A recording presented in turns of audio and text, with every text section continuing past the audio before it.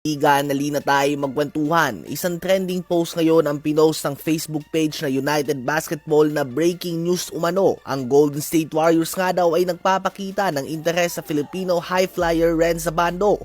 Napabilib nga daw nito ang mga scouts dahil sa magandang performance nito noong FIBA World Cup despite the limited playing time.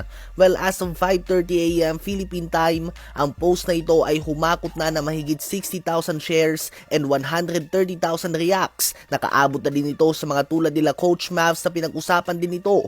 Ganun pa man ay totoo nga ba ang balita na ito mga kaibigan? As of now ay rumors o usap-usapan pa lamang ito. Wag nga muna tayo ma-hype ng sobra dahil una sa lahat ay walang official statement dito ang Golden State Warriors. Walang sinasabi si Coach Steve Kerr. Hindi din natin alam kung kilala nga ba talaga ni Steve Kerr si Renz Abando. Lalo na't ang pinapanood lang naman nilang mga games ay ang mga kagrupo nila. At higit sa lahat, ang United Basketball na page na nagpost ito ay wala ngang nilatag na source o pinanggagalingan ng balita. Ang United Basketball ay isang page na may 700 plus likes and more than 3,000 followers as of the moment na ginagawa ko tong video. So hindi nga ito mga legit na insider o kaya naman proven or trusted source ng mga balita. At kahit sino nga ay kayang gumawa ng post na ganito.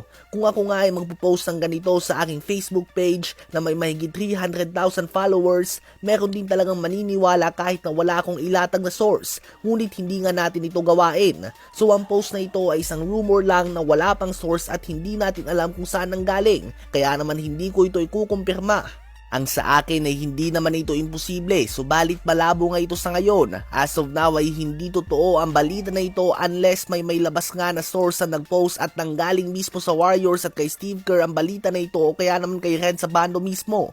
So ingat-ingat lang po muna tayo sa mga fake news mga kaibigan at matutong i-check muna kung saan nanggaling ang balita at kung sino ba nagpost, sino ang source at kung nanggaling mismo ito sa bibig ng mga pangalan na nabanggit.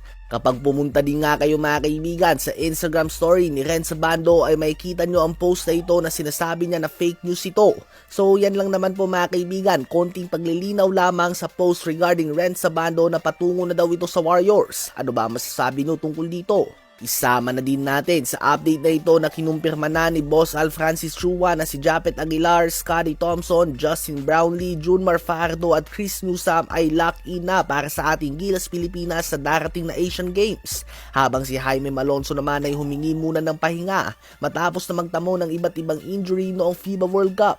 Ang magiging head coach din ng ating national team ay si Coach Tim Cone. Tutulungan siya nila L.A. Tenorio, Richard Del Rosario, Jongwit Chico at Josh Reyes. Habang si Al Francis naman ang team manager. Si Coach Tim Cone na ang kinuha dahil wala nang gaanong oras pa para sa panibagong head coach at sistema. Ilang linggo na lang nga at Asian Games na. Kaya naman sistema na lamang ni Coach Tim Cone ang gagamitin natin dahil pamilyar na ito sa madami. Ano ba ang masasabi nyo tungkol dito?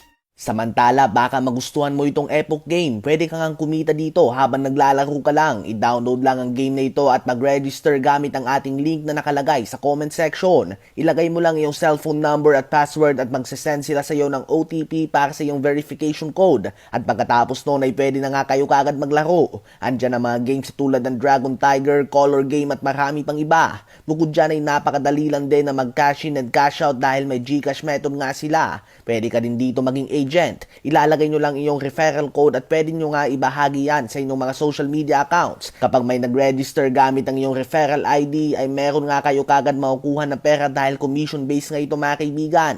Kaya naman kung interesado kayo ay download na ang Epoch game gamit ang ating link at referral ID sa comment